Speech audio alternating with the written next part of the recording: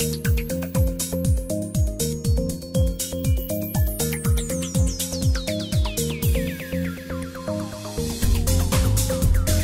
pela presença hoje aqui na Direito GV, para o nosso evento sobre governança corporativa e ofertas públicas iniciais no Brasil, período de 2007 a 2011.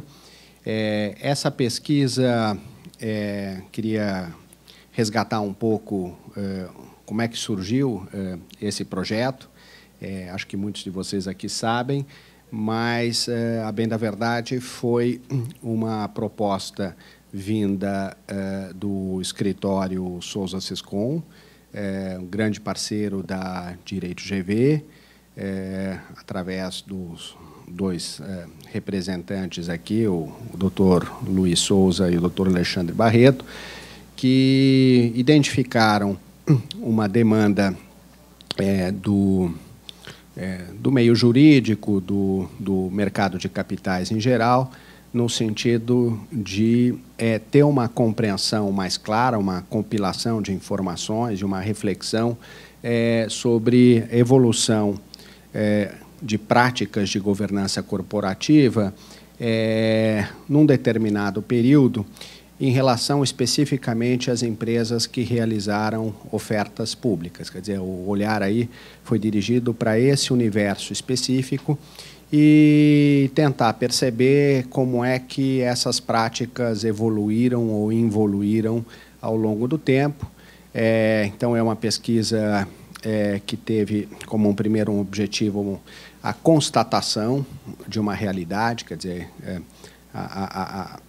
descrever e sistematizar uma realidade empírica, uma pesquisa empírica, e, num segundo momento, que é um momento mais difícil, menos trabalhoso do ponto de vista de coletar dados, mas uma vez que você coletou aqueles dados, sistematizou, olhou para aquilo, que tipo de conclusão, que tipo de correlações é possível fazer em relação àqueles dados. Então, essa é uma segunda parte da pesquisa.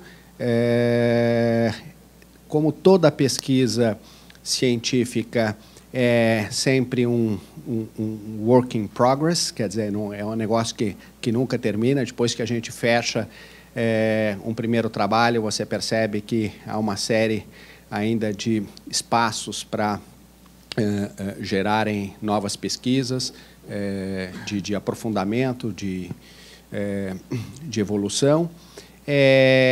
Mas, enfim, como eu dizia, esse projeto, essa proposta veio de um representante, de um escritório importante do setor privado, escritório de advocacia, e nós aqui na Direito GV conseguimos encaixar isso num programa de iniciação científica. Direito GV tem um programa de iniciação científica para alunos de graduação, que agora está aberto não só para alunos da Direito GV, alunos de graduação da Direito GV, mas alunos também de outras instituições de ensino. E, efetivamente, nesse projeto, nós tivemos 3 alunos, sendo 2 da Direito GV, o Caio e a Cristina, que estão aqui presentes, e mais um aluno da Escola de Direito da Universidade de São Paulo, da São Francisco, a Paloma, que está fazendo intercâmbio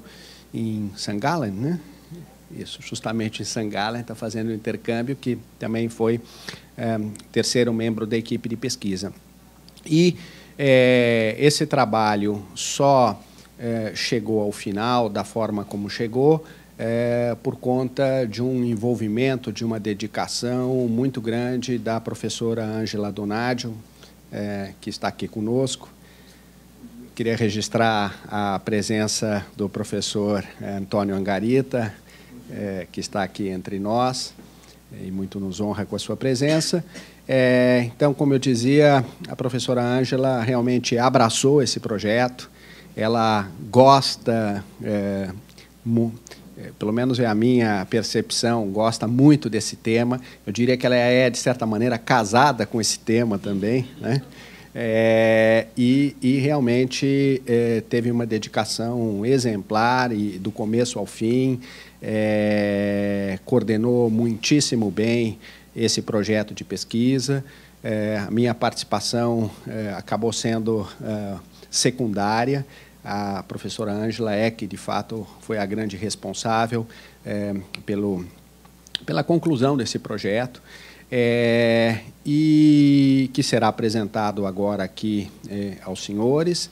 A professora Ângela começará essa apresentação e, na sequência, os dois alunos aqui presentes, o Caio e a Cristina, ou a Cristina e o Caio, depois vamos ver como é que vai ser, também farão comentários, uma apresentação, e depois nós vamos ouvir um pouco a visão do meio jurídico, de quem realmente é practitioner dessas coisas. Então, é uma pesquisa que procura juntar o lado científico, o lado acadêmico, com o lado prático, o lado profissional, o lado da visão de mercado, realmente.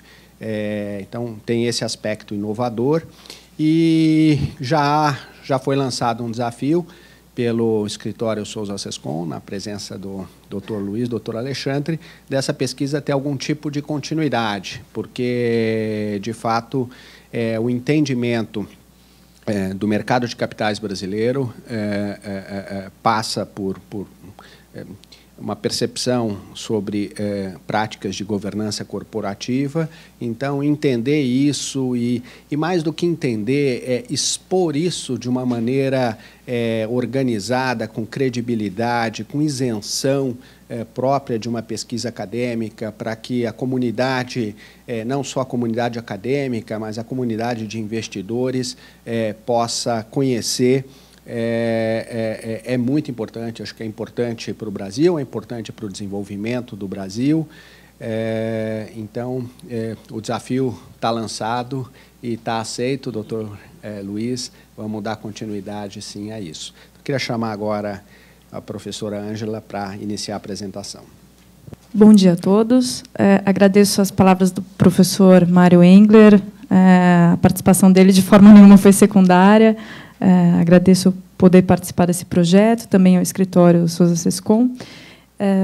Aqui a gente vai tentar sumarizar o que nós fizemos com a metodologia, o histórico um pouco do projeto, o professor Mário já apresentou. A nossa ideia é apresentar o livro, a relevância do tema, alguns resultados. O Caio e a Cristina falarão pelos 3 bolsistas aqui. E depois abriremos para comentários da área aí, que mexe diretamente com essas questões que a gente está vendo aqui por meio dos prospectos. E depois abrimos para perguntas e respostas da audiência. Tá? Bom, a apresentação aqui, o professor já mencionou as pessoas envolvidas aqui da Direito GV, com base no convênio restrito, né? Então, foi um convênio que tinha propósitos específicos para a gente analisar as questões das ofertas públicas relacionadas à governança corporativa nos últimos anos. Nós tivemos apoio da Coordenadoria de Publicações, então, devido a esse apoio, nós conseguimos tornar esse projeto um livro, né? Então, inclusive, o acesso é aberto, gratuito. A gente está divulgando esse documento hoje no site da Direito GV. E o enfoque da pesquisa está no tema que é muito importante para todas as companhias atualmente, né, que é a governança corporativa, tentando diminuir problemas de agência, tanto em relação a controladores minoritários ou gestores e acionistas, estabelecer pesos e contrapesos visando a perenidade da companhia, incrementar a transparência das informações financeiras e não financeiras da gestão e aumentar o acesso a capital. Então, a gente viu um desenvolvimento muito forte do mercado brasileiro nos últimos anos, em parte por conta desse desenvolvimento de melhores práticas de governança, né? Então, aqui nós já dissemos qual que é a estrutura, né? Então, onde nós fomos buscar essas informações foram nos prospectos das ofertas públicas das companhias que foram ao mercado de 2007 a 2011. E por que isso é importante? Porque nós temos muitos trabalhos de governança no Brasil, mas não jurídicos, né? Nós temos trabalhos da área de economia, de finanças, de contabilidade, mas temos muitos poucos trabalhos jurídicos nessa área. Então, essa pesquisa também visa suprir essa lacuna da academia brasileira também. Nós tivemos 2 metodologias, uma teórica e outra de pesquisa empírica, efetivamente. A pesquisa bibliográfica teórica, a gente passou por diversos temas, dentre esses que eu estou ressaltando aqui. Então, composição de conselho, estrutura de governança, estrutura acionária, conflitos de interesses, transações com partes relacionadas, auditoria, banco coordenador, enfim, diversos dos temas que nós passamos estão aí. E a pesquisa empírica foi feita também com base em diversas fontes. As fontes primordiais foram os prospectos das 96 companhias analisadas, que corrobora 100% do universo dessas companhias que realizaram IPOs no período. O site da CVM, por meio dos formulários de referência e para acordos de acionistas também, que nós tivemos que buscar. Os sites das companhias, para analisar políticas com transações com partes relacionadas. O site da BMF. E mídia especializada para vermos a repercussão de alguns problemas que a gente achou aí no meio do caminho, que nós fomos pesquisar que tipo de repercussão isso tinha causado na mídia. Bom, agora teremos a apresentação dos resultados. Eu chamo o Caio, depois a Cristina, para apresentar os resultados dos 3 aqui. Obrigada.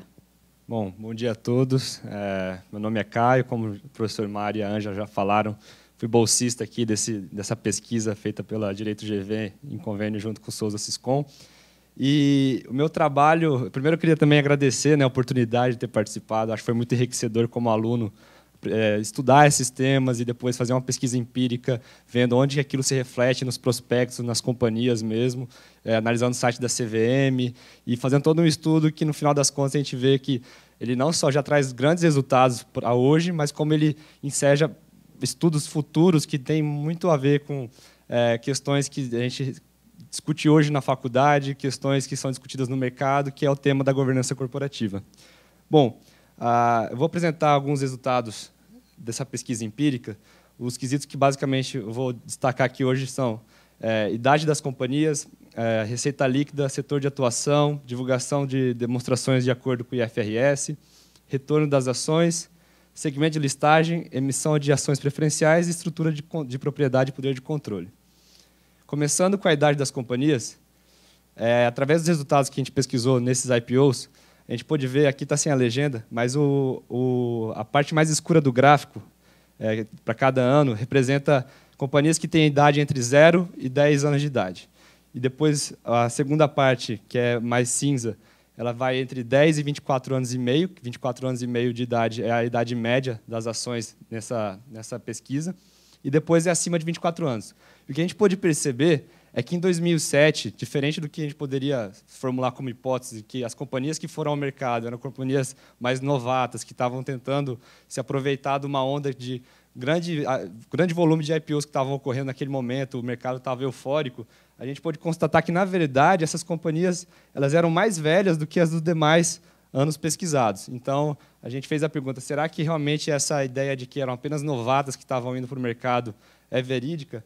E a gente tem aqui evidências que talvez não fosse verdade essa afirmação.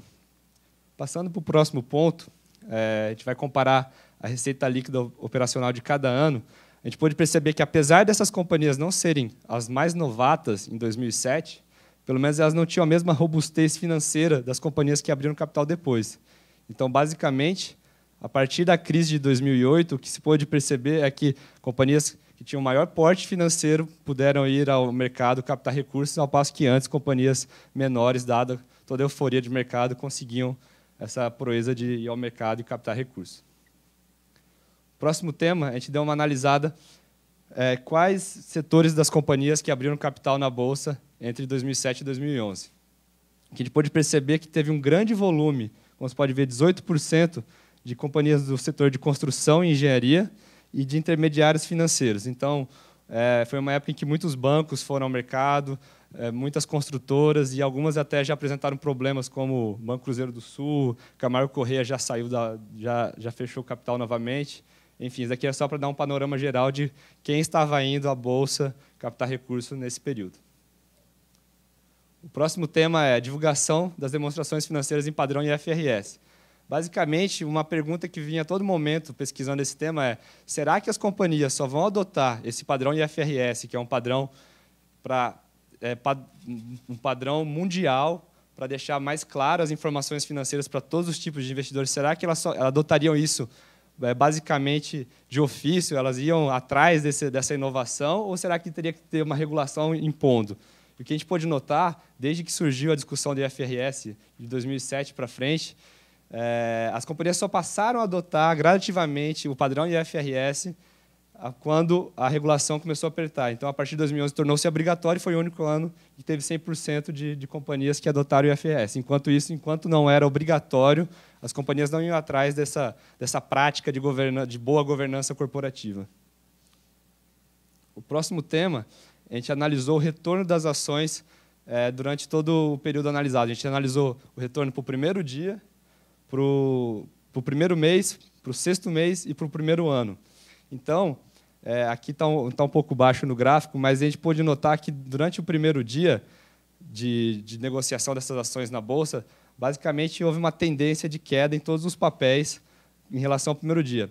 Evidentemente que esse gráfico está relacionando o retorno das ações das empresas que abriram capital em 2007, 2008, 2009, 2010, 2011, em relação ao primeiro ano daquele papel na Bolsa. Então, é difícil de comparar ano com ano, mas você pode já formular algumas hipóteses a respeito, por exemplo, do ano de 2007, que aqui no gráfico é a média do retorno dessas ações descontada a média do Ibovespa. Então, a gente tentou traçar um cenário em que a gente analisaria o retorno dessa ação comparado com o retorno do Ibovespa. Então, quanto a mais essa ação rendeu além do Ibovespa.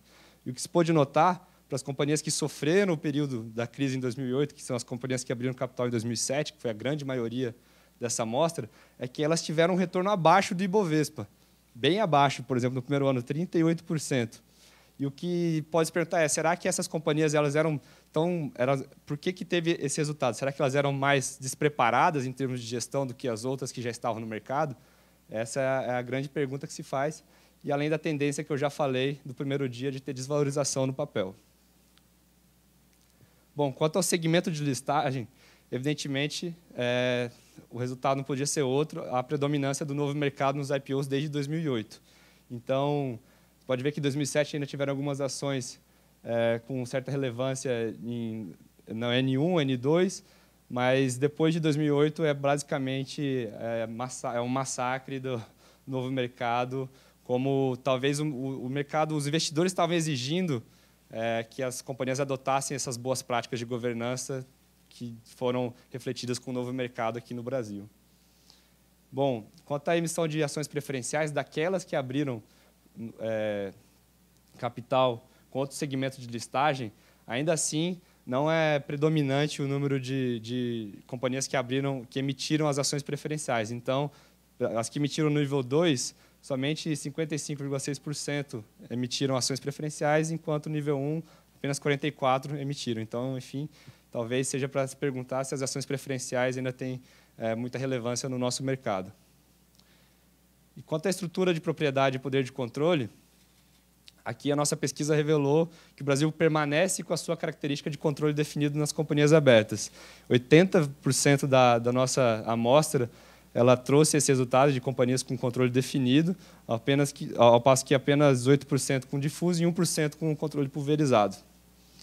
E quanto à estrutura de propriedade, a gente pôde ver que aqui no gráfico, no ano 2008, 75%, esse cinza mais escuro, é a propriedade familiar. E ele tem uma certa relevância durante todos os anos da amostra. Pode ver que essas companhias que estão indo abrir capital na Bolsa durante toda essa pesquisa, grande maioria ainda são companhias que têm uma estrutura de capital familiar e que estão tentando se profissionalizar, indo para a Bolsa e mudar, talvez, e tentar captar capital dos investidores e talvez profissionalizar a sua gestão. Bom, agora eu vou passar para a Cristina, que vai explicar alguns outros pontos da pesquisa. Eu vou apresentar um pouquinho sobre o Conselho de Administração. Eu acho que a parte da minha pesquisa mais relevante foi em relação a esse órgão, que ele está entre a Assembleia de Acionistas e a diretoria. Então, como esse órgão é tão importante na companhia, eu acho que é o ponto principal que eu pesquisei. Com relação à composição do Conselho de Administração, o que a gente achou? Que, em média, ele é composto por 6,9 conselheiros. Dentre eles, 1,9, então, 2 conselheiros seriam os independentes, e dentre 2 e 3, os externos, e os conselheiros independentes seriam 2. Não independentes seriam 2. A grande questão relacionada à composição do Conselho de Administração seria o fato de que você não tem a predominância dos conselheiros independentes. Então, você tem a presença de conselheiros externos que já tiveram uma relação anterior com a companhia, você não consegue garantir que a decisão deles vai ser imparcial. Não que você, por ser externo, você já vai decidir em relação a tentar predominar os interesses de um acionista controlador ou algo do gênero, mas você não, com o que a gente achou na pesquisa, a gente não pode dizer que o Conselho de Administração é totalmente independente, o que seria o recomendável. E a questão é que a gente achou que a porcentagem seria 28,3% dos conselheiros que seriam independentes nessas 96 companhias. A grande questão que acho que a gente pode levantar nesse ponto é o fato de que, se você tem 28,3%, já é mais do que o novo mercado ele exige. Então, está tendo um crescimento no número de conselheiros independentes. Isso mostra que você está tendo um desenvolvimento e as companhias estão adotando os conselheiros independentes como método de gestão. Com relação à não cumulação dos cargos de diretor-presidente e presidente do Conselho de Administração, lembrando que a grande parte das companhias analisadas eram do novo mercado, então elas não poderiam ter essa acumulação, mas 73,7% não tem a mesma pessoa nos 2 cargos. Com relação aos comitês de assessoramento ao Conselho de Administração, em média, 8,3% das 96 companhias tinham previsão estatutária desses comitês. Agora, 21,1% possuíam comitês não estatutários que estavam definidos em seus prospectos. O comitê ele é importante e ele torna a decisão do Conselho de Administração mais técnica. Então, ele é pouco presente nos estatutos, mas a gente já consegue ver um cenário em que ele está começando a ser adotado. E aqui tem uma tabela com os comitês que a gente achou. Acho que o mais predominante foi o comitê de remuneração, exatamente porque tem a ver com a questão de como incentivar a gestão da companhia, e é um ponto que eu vou tratar mais tarde também com relação à remuneração. Agora, o comitê de auditoria, a gente pode ver que o mais engraçado é que, em 2008, nenhuma companhia tinha comitê de auditoria. E ele é um comitê importante, e então, sim, a gente não tem explicações do porquê que não tem o comitê de auditoria, mas nos outros anos, principalmente em 2009, ele é bem relevante. Com relação ao Conselho Fiscal, somente 5,2% das companhias possuíam conselho fiscal instalado. O conselho fiscal ele ele pode ser permanente ou não. E a grande questão é: será que a baixa incidência do órgão não traz a gente não pode concluir que ele talvez não seja tão representativo para as companhias, que o conselho de administração em si ele já representa, já faz o papel. Então, eu não sei se seria um desuso ou se seria só mera liberalidade, e também tem a questão dos custos, de você ter um novo órgão, você estatuir um órgão na companhia também aumenta os custos, e talvez o próprio conselho de administração já supra a função do conselho fiscal. Com relação à remuneração dos administradores, somente 29,5% das companhias divulgaram a proporção entre a remuneração fixa e a variável. A grande questão é que ela só foi pela instrução CVM 480 que se fez necessária a divulgação entre a remuneração. Então, e tem outra questão que é em relação a liminar do IBEF, que quando surgiu em 2009 essa necessidade de divulgação, o IBEF entrou com uma liminar falando que era defendendo o sigilo dos administradores, a intimidade, e eles conseguiram uma liminar que todos que eram associados ao IBEF não precisavam divulgar a relação entre a remuneração variável e a fixa.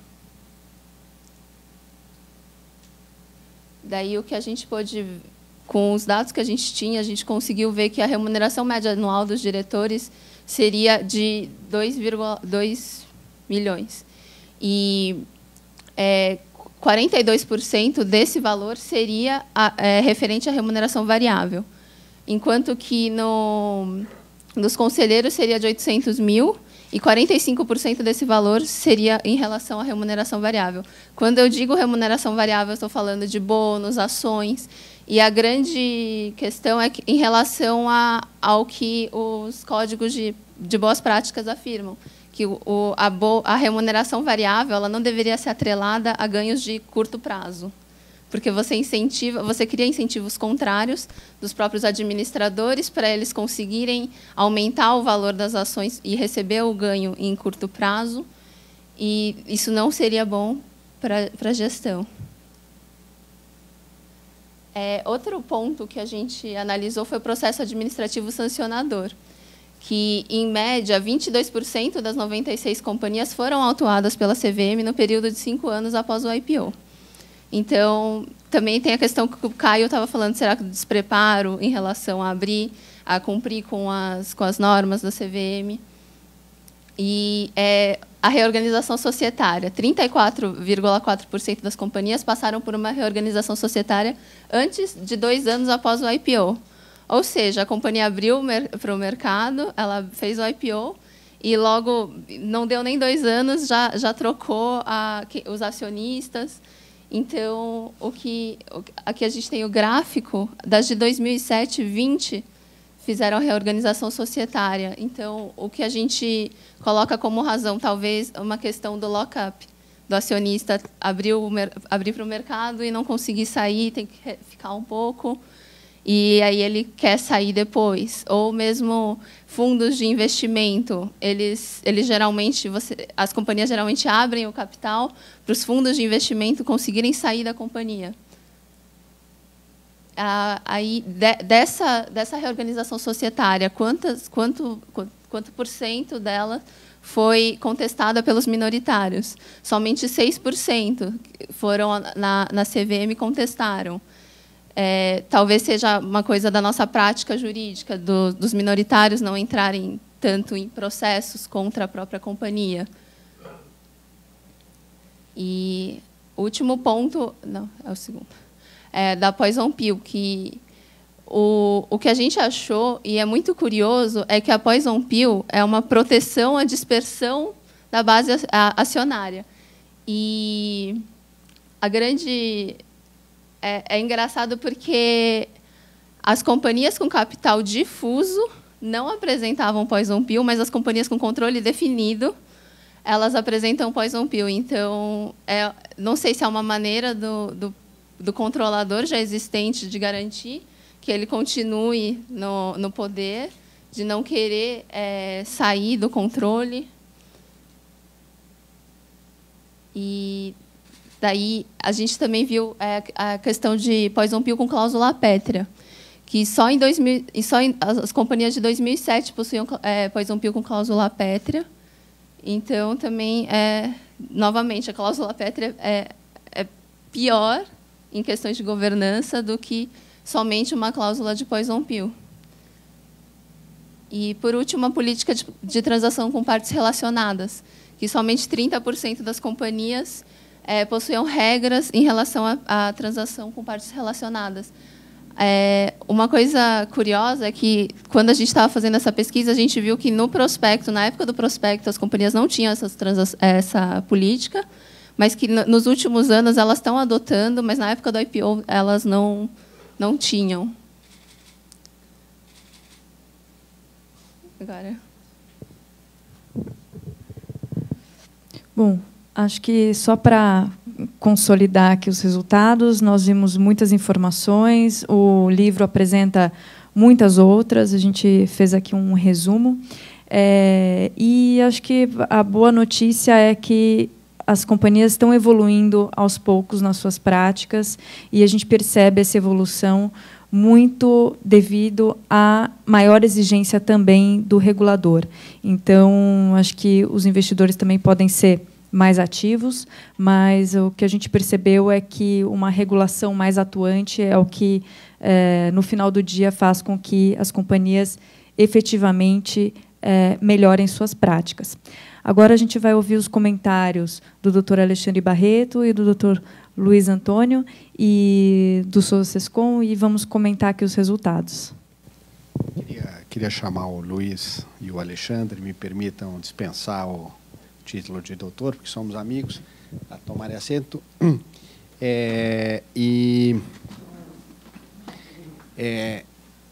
Queria fazer uma pergunta, eventualmente, para direcionar a manifestação de vocês, uma colocação. Como profissionais da área jurídica que atuam diretamente nessas operações de ofertas públicas, possivelmente muitas das 96 operações de abertura de capital que foram analisadas aqui, acredito que uma boa cota, um bom percentual deve ter sido executado com a participação, de alguma forma, do escritório. Essa evolução que se percebe nas práticas de governança corporativa adotadas no momento da abertura do capital é uma evolução que eu acho que é positiva. Eu aparentemente não vejo essas práticas se tornando piores, pelo menos a promessa que é feita no momento do IPO. Mas o que a Ângela correlacionou aqui como uma hipótese de que isso talvez tenha mais a ver com uma imposição regulatória do que uma decisão espontânea das companhias que fazem essa oferta inicial de ações. Mas tem uma questão chave aqui que eu queria que vocês comentassem, que é o papel do banco coordenador. Em alguma medida, isso também foi analisado na pesquisa. E o que alguém que está de fora desse mercado imagina é que uma companhia que, normalmente de controle familiar, que decide abrir o capital, que não tem conhecimento de mercado, ela vai procurar um advisory, uma assessoria, um banco de investimento. E quem acaba muito formatando a operação e, de alguma maneira, convencendo os controladores da companhia que práticas de governança corporativa devem ser adotadas, acaba sendo o banco coordenador. Isso é verdade? Realmente o banco coordenador tem um papel fundamental de fazer uma leitura de mercado e de propor e convencer os controladores das companhias a adotarem determinadas práticas de governança? Quer dizer, eventualmente, o trabalho de evolução das práticas de governança tem que focar, de alguma maneira, os bancos coordenadores, e é ali que você tem que vencer a batalha no sentido de melhoria das práticas de governança corporativa? No final do dia, são eles que arbitram isso? Mário, essa pergunta ela é muito boa e muito importante. Ela deixa até inserir ela num contexto maior, né? O mercado financeiro brasileiro ele é bastante sofisticado. E a gente olhar todo esse arcabouço que foi criado para regular as ofertas de ações, as ofertas de valores imobiliários no geral, ele tem uma grande participação do mercado financeiro. A gente vai lembrar lá, há muitos anos atrás, foi a Ambima que fomentou a primeira preparação de um prospecto dos moldes que era o prospecto usado nas operações internacionais.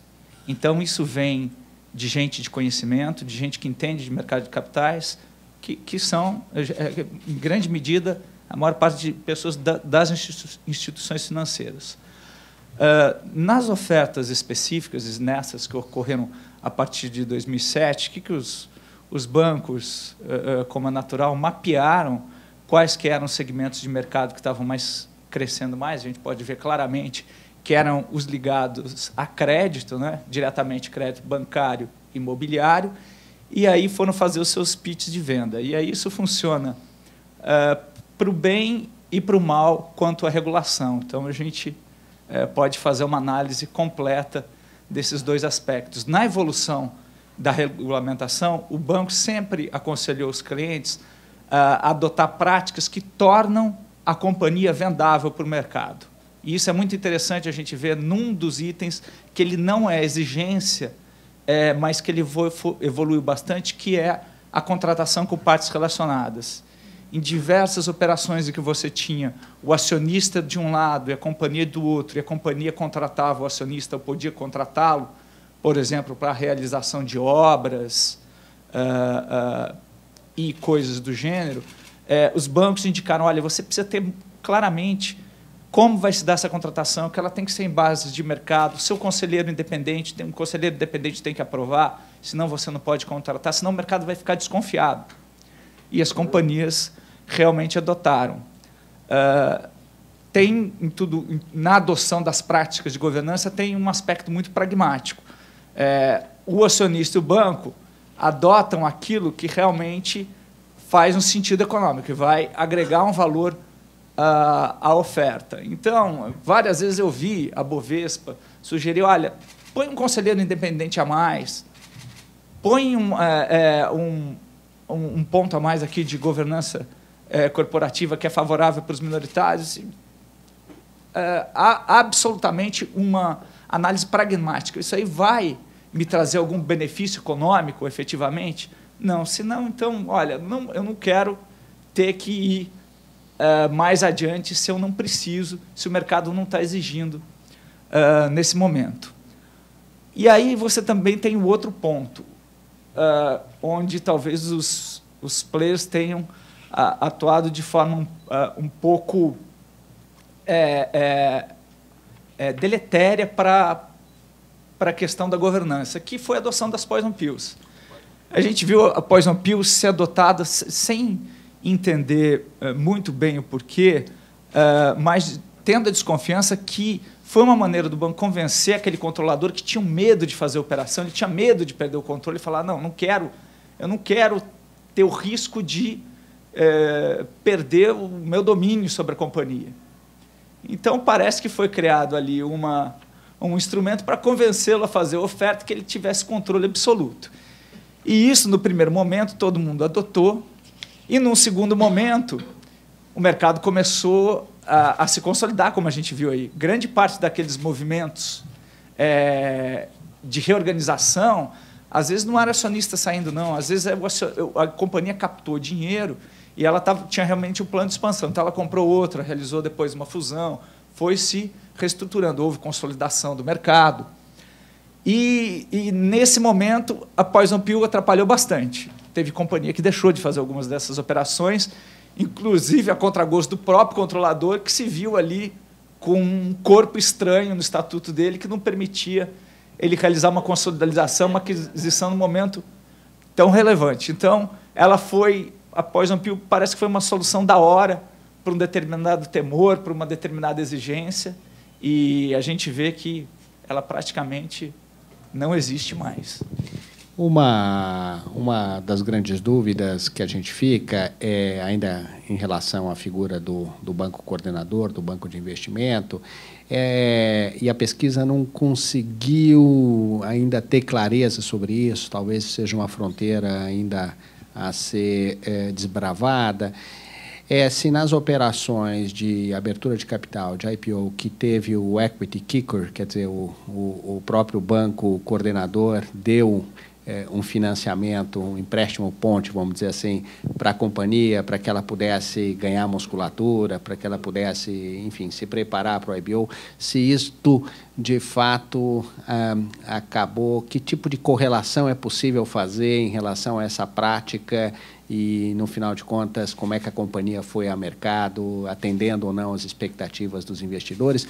Nós vimos que é muito comum a cotação das ações acabar caindo no primeiro dia, não tendo um desempenho que eventualmente era esperado dos investidores. Então, até que ponto uma prática como essa gera problemas de conflito de interesse, ou a gente pode entender que, no fundo, ela é positiva porque ela viabiliza mais IPOs?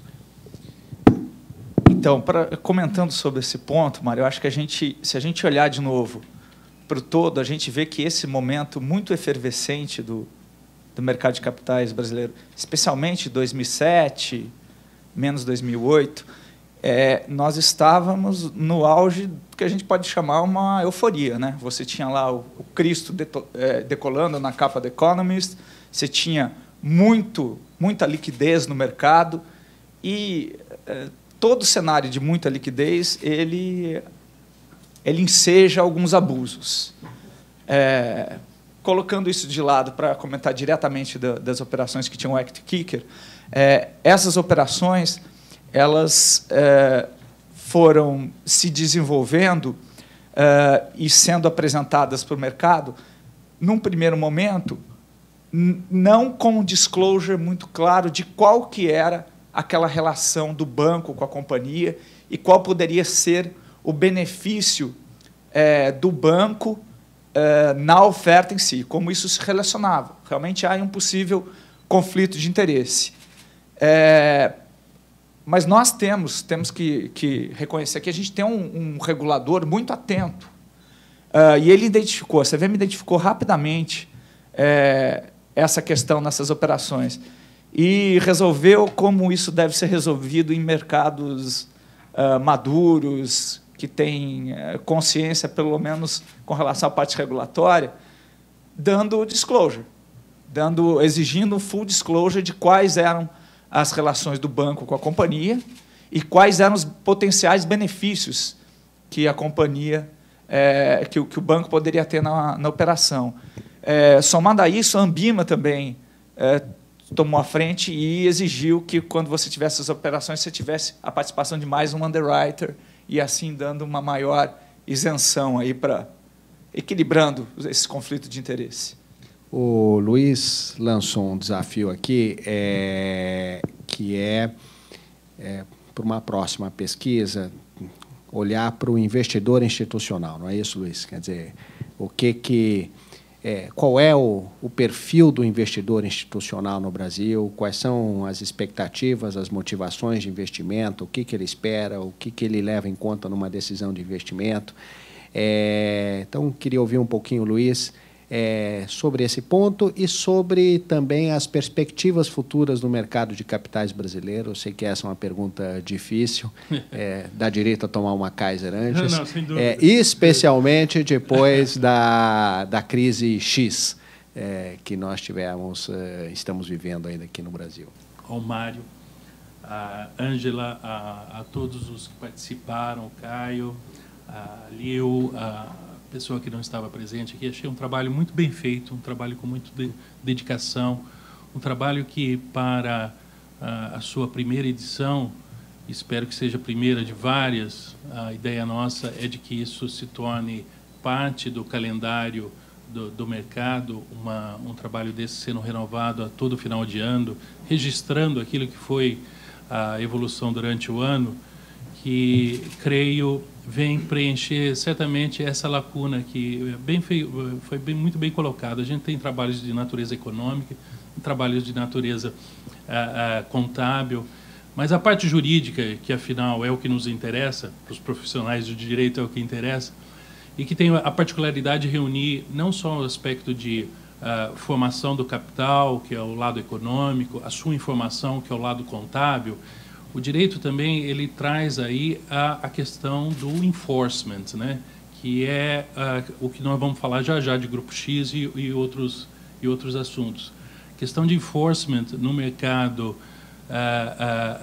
ela é tão ou mais importante que qualquer outro aspecto, porque é a coleção dessas decisões, é a coleção dessas correções que inevitavelmente são necessárias, porque erros e fraudes e desvios necessariamente ocorrem. O sistema que ele desprovido de erros é um sistema ou muito fraco, ou pouco profundo, ou mesmo inexistente. É uma grande farsa, né? Sistemas profundos, sistemas onde o capital efetivamente circula e se forma, eles sempre têm, evidentemente que na sua minoria, na sua exceção, ele tem desvios. E é o enforcement que sempre cria novas barreiras. Você falava agora do papel do banco coordenador. O mercado de capitais é um mercado formado onde tem a sua primeira barreira, né, nesse pessoal, são os gatekeepers, né? São os advogados, os contadores, as agências, os bancos, são aqueles que fazem a primeira triagem. O papel do banco coordenador nisso é fundamental. Quem vem a mercado ou não vem, quem define em primeiro lugar é o banco.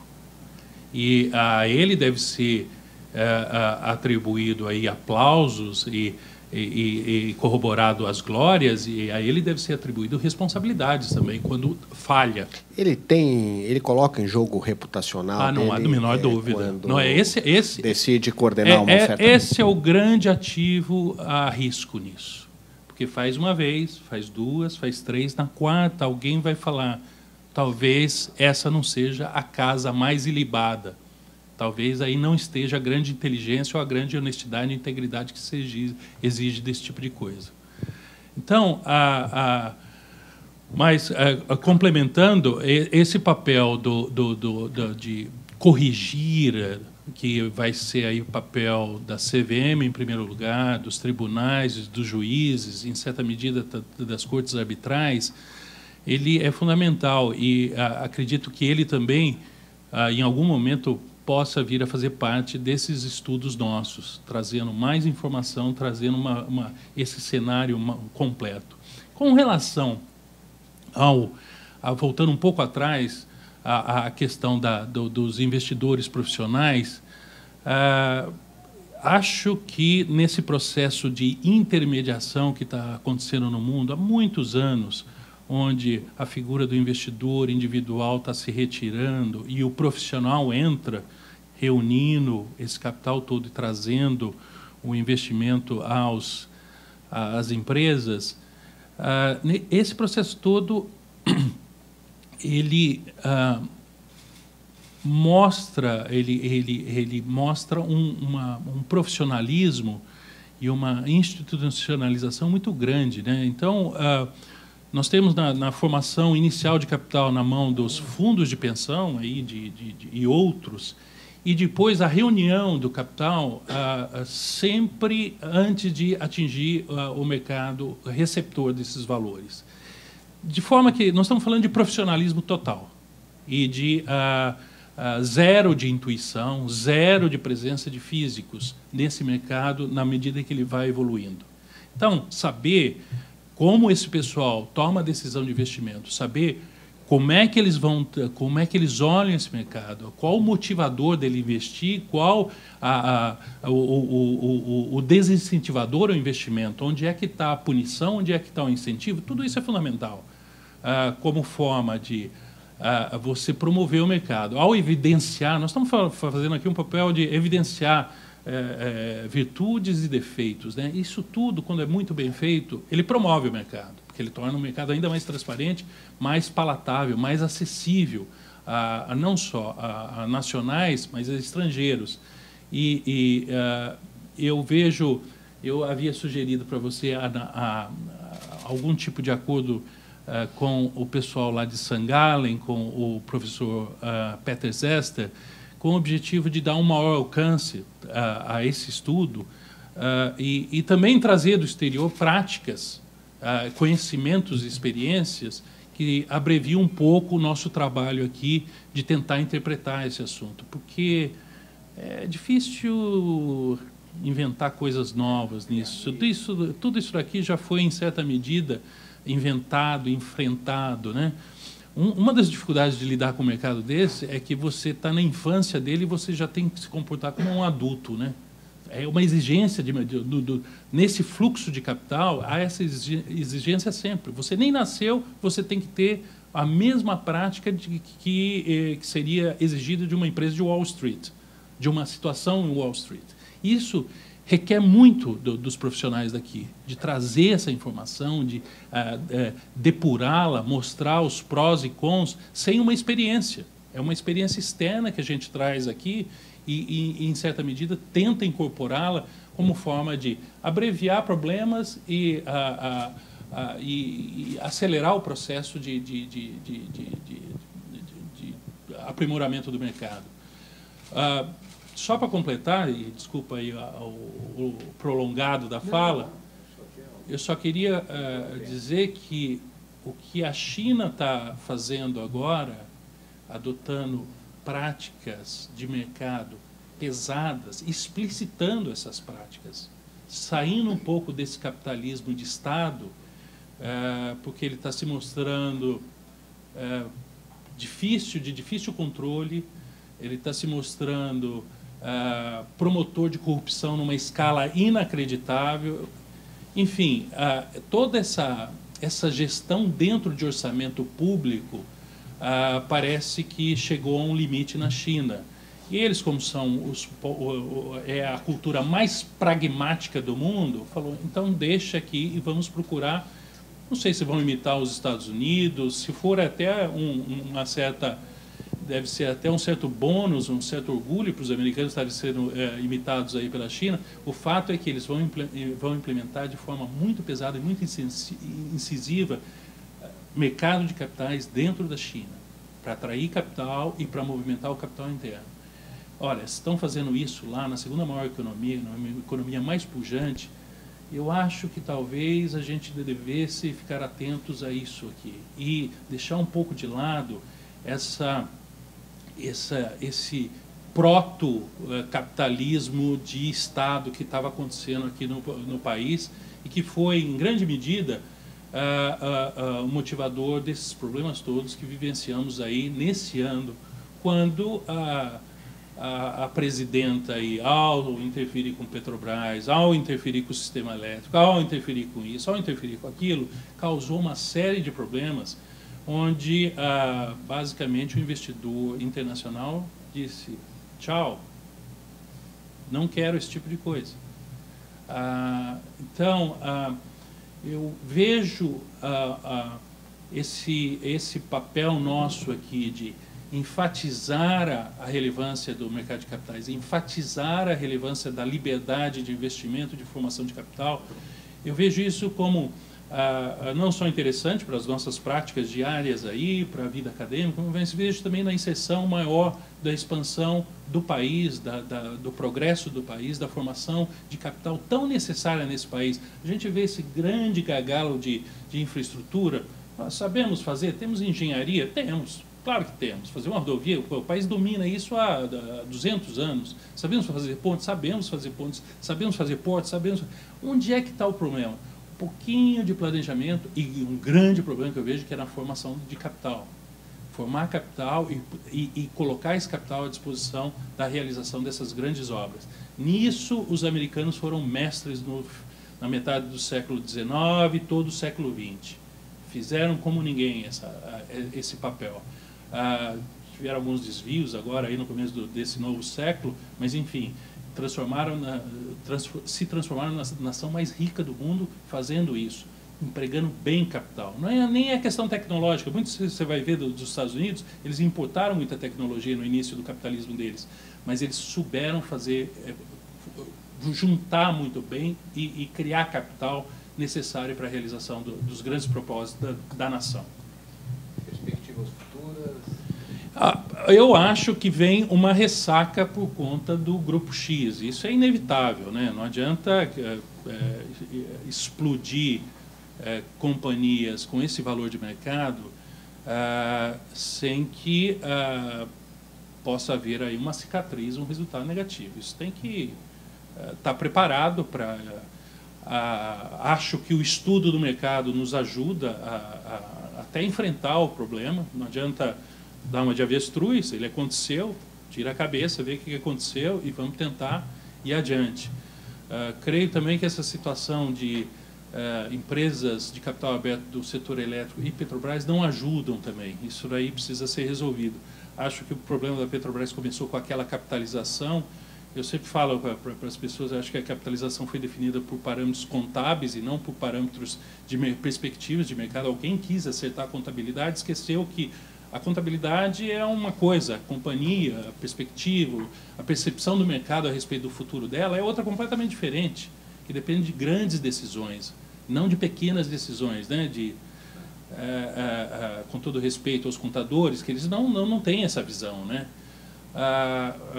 Então, vejo que devemos ter aí alguns momentos aí mais difíceis, mas é um país grande, né? É um país com uma grande demanda, é um país com uma população jovem extraordinária. Hoje, aquele O'Neill que criou o BRICS, ele fala que todo país que tem grande população jovem tem um grande ativo na mão. Eu acho que o Brasil tem isso. É um país, diferentemente das outras nações, incerto na cultura ocidental cristã, o que ajuda o trânsito de capitais. Por mais xiitas, barbudos e esquisitos que a gente tenha por aí, acho que o grande capital brasileiro está na mão de pessoas que se veem como parte da cultura ocidental cristã e não outras coisas por aí. E de sorte que eu vejo que, passado aí esse pequeno turbilhão, as coisas devem se retomar e a gente vai ver a retomada de IPOs. E um aspecto só, Mário, que eu acho que a gente deveria, aí num outro fórum, numa outra situação, é verificar em que medida o empreendedorismo, a inovação no Brasil deveria alcançar mais facilmente o mercado de capitais. Startups são sempre um perigo para o mercado, elas têm a capacidade de manter o mercado vivo e de destruí-lo, né? O Grupo X é uma... Mas acho que é o papel de quem traz esse pessoal de fazer o filtro. Agora, é fundamental um mercado alimentado por inovação. Esse negócio de grupos familiares querendo achar um way out, um evento de liquidez, ele tem o seu limite e ele não é vigoroso. Um pouco do que vocês estão vendo aqui de Poison Pill, na verdade, são grupos familiares querendo cash in e, ao mesmo tempo, manter o controle do negócio. É uma super alavancagem das companhias. O que eu não vejo como saudável, nem para o mercado, nem para ninguém isso daí. De sorte que criar um mecanismo de trazer inovação, trazer capital e enfim, multiplicar o número... Nossas companhias de capital abertos, o número é baixíssimo. Nós precisamos multiplicar isso por 10. Posso tentar fazer uma previsão aqui? Mário, acho que que a próxima previsão que vai acontecer no mercado de capitais brasileiro é justamente esse shift, né? Essa mudança. Você ter os grandes IPOs para ter operações menores de companhias que são realmente startups e a gente criar um mercado de acesso. Por que criar um mercado de acesso? Porque o Brasil precisa. O Brasil está cheio de jovens empreendedores com grandes ideias, centros tecnológicos com excelência, que precisam de todo esse processo de formação de capital que o Luiz disse. Já tem um embrião que é o Bovespa+, que ainda não decolou, mas eu tenho certeza que, assim como o novo mercado demorou para decolar, o Bovespa+ vai demorar um pouco, mas vai decolar e vai ser a próxima onda, vai ser o próximo boom dentro de mercado de capitais. Que tamanho de ticket você tem? Então, eu imagino que o tamanho de ticket tem que diminuir substancialmente, porque lá fora é assim. A gente fala no IPO nos Estados Unidos, você fala de um ticket médio de 90 milhões de dólares, que é aquele capital inicial que a empresa precisa para colocar em pé uma fase de desenvolvimento que vem logo depois, né, do capital semente, daquele investidor de private equity. Daí, no momento seguinte, você tem uma operação de mercado de capitais um pouco maior, que é só uma etapa para a companhia crescer e começar a realizar os seus M&As e aí por diante. Acho que essa é a próxima onda. E eu queria fazer uma pergunta ao Luiz e ao Alexandre. Qual vocês acreditam que, aqui no Brasil, qual seria o maior incentivador das boas práticas, da melhoria dessas boas práticas? Se o regulador, o autorregulador ou os investidores em si? Se dá para se distinguir um ou outro e se vocês têm alguma posição sobre isso? Eu acredito na estrutura clássica de mercados, onde o regulador só existe para um único propósito: assegurar informação ao mercado.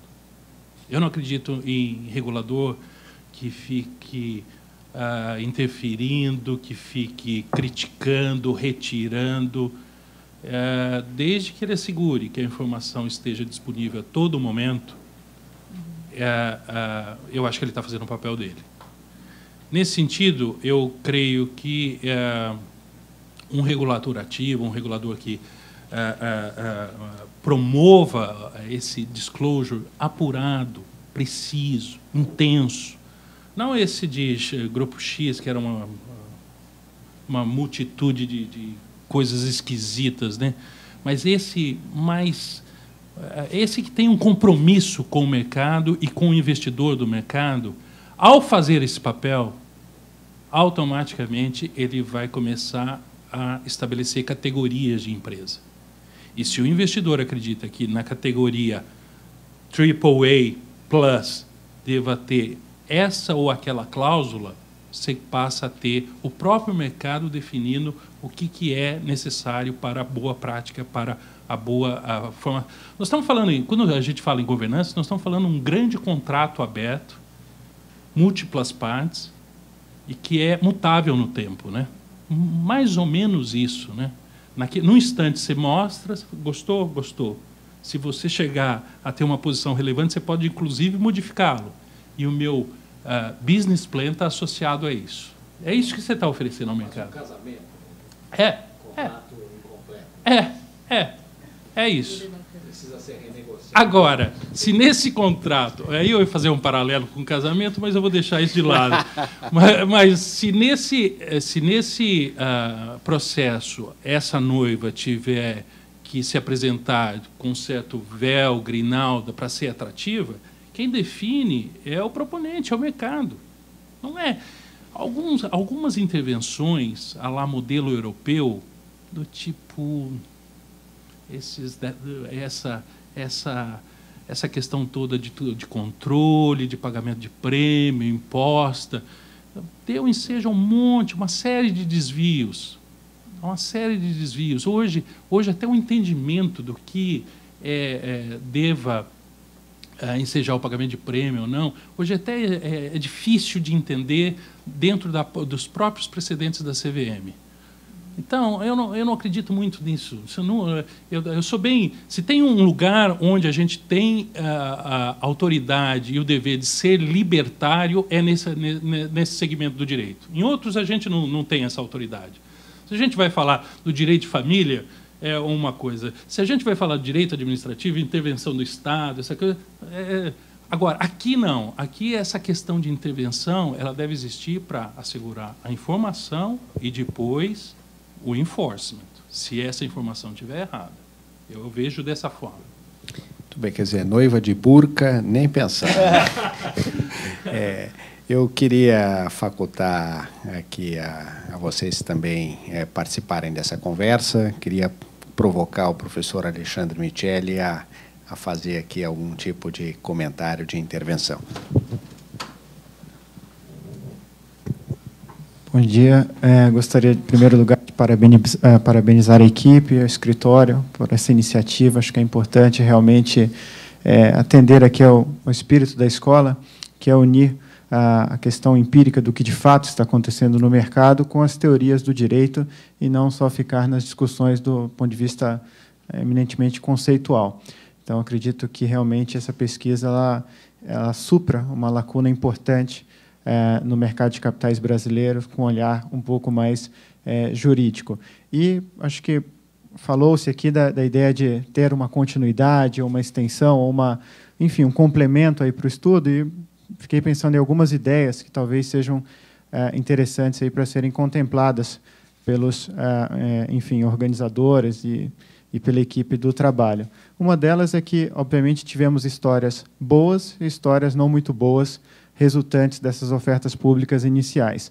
E a questão que fica, né, quais eram as diferenças, se é que, enfim, existiam, entre as práticas, os modelos de governança dessas histórias que deram certo e das histórias que não deram certo. Nós mencionamos aqui o OGX, mas temos casos aí de HRT no mercado, temos os casos, obviamente, de Cruzeiro do Sul, Pan-Americano, e, do outro lado, temos histórias positivas, né? Então, assim como nós temos empresas que não valem coisa alguma hoje, ou valem 10%, 20% do que valiam na oferta, no momento da oferta, temos empresas que se valorizaram bastante. O que diferencia esses grupos, né? Então, talvez você possa analisar os extremos aí, não todas, mas pegar aí um grupo de 10 empresas de maior sucesso, pós-IPO e menor sucesso, e uma comparação acho que poderia ser bem-vinda no sentido de identificar fatores que possam ajudar até o mercado, né, daqui em diante, a valorizar um pouco mais na análise de novas empresas. A outra sugestão é comparar um pouquinho isso com o que está acontecendo no exterior. Esse movimento, né, de auge até 2007, depois enfim, de queda no número de ofertas públicas, aconteceu no mundo inteiro, com exceção da China, né, que, inclusive, curiosamente, ano passado passou Wall Street como um ambiente com maior número de ofertas públicas iniciais, o que é algo muito curioso, né, um país comunista hoje é o país onde se tem um mercado mais ativo de IPOs. Se alguém dissesse isso na década de 80, né, que isso aconteceria 20, 30 anos depois, seria provavelmente internado, talvez, né? Dizer que a China passaria os Estados Unidos em número de IPOs. Mas, enfim, então, acho que comparar com o cenário internacional no sentido de que como estão as nossas empresas em termos de práticas de governança em relação às outras que estão indo ao mercado em outros ambientes. Isso pode ser feito não só com mercados desenvolvidos, mas talvez seja até mais apropriado comparar com alguns grandes mercados emergentes ou, pelo menos, com o ambiente latino-americano, né? No último mês de junho, tivemos na mesa redonda latino-americana da OCDE, e é muito curioso como temos bastante, obviamente, semelhanças aí com outros países latino-americanos que tiveram, de alguma forma, também um movimento mais forte de IPOs e depois uma queda. E eu acho que comparar as nossas empresas com essas, eu acho que é algo útil também para o mercado. Então, fica aí também como uma sugestão adicional aí para a pesquisa, fazer essa comparação. E o terceiro ponto de sugestão é que é um certo consenso que a ideia, né, do mercado de ações é essa que foi mencionada aqui, de propiciar a novas empresas que tenham ideias, um capital de risco de longo prazo, para que elas possam vir ao mercado e fazer a tal da destruição criativa, né, substituir algumas empresas menos eficientes e já estabelecidas. E a questão é, será que o nosso mercado de ações tem ajudado nesse sentido? E faço essa pergunta por quê? Porque desse bolo de capital que foi levantado ao longo desse período, eu diria que uma parte substancial, e aí teria que ser feito, por isso que é o convite aí à pesquisa, teria que ser feita uma análise para ver quanto desse bolo de fato foi para empresas que tinham essas características, porque as grandes ofertas no Brasil foram para grupos ou já bem estabelecidos. Então, vamos lembrar aqui de Banco Santander, BB Seguridade, Cielo, Redcar, que basicamente fizeram o que eles chamam lá no exterior de spin-off, né, enfim, de abertura de capital de braços, né, ou então para desmutualização das bolsas. Então, a maior parte do capital provavelmente foi para empresas que já estavam estabelecidas no mercado, que já tinham grande porte, e não para as empresas novas e que, de fato, poderiam substituí-las. Então, acho que entender um pouco mais para onde está indo o recurso, e não só o número de ofertas, é importante para saber que tipo de empresa nós estamos financiando. Até porque os nossos institucionais, obviamente que nós temos os fundos de investimento, mas temos um grande institucional aí, que é o BNDES, e os fundos de pensão ligados a empresas estatais, que muitas vezes não agem de maneira tão profissional assim, porque também são influenciados politicamente. Então, acho que discutir tudo isso me parece uma extensão natural, aí, há muita coisa para se abordar nesse tema. E parabéns mesmo, acho que é um primeiro passo muito importante.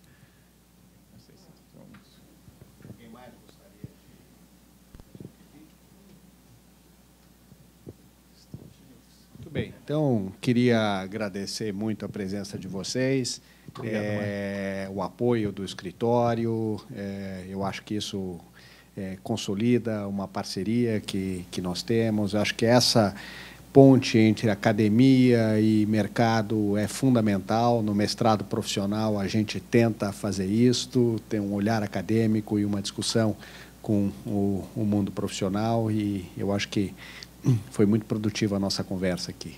Muito obrigado, viu? Obrigado.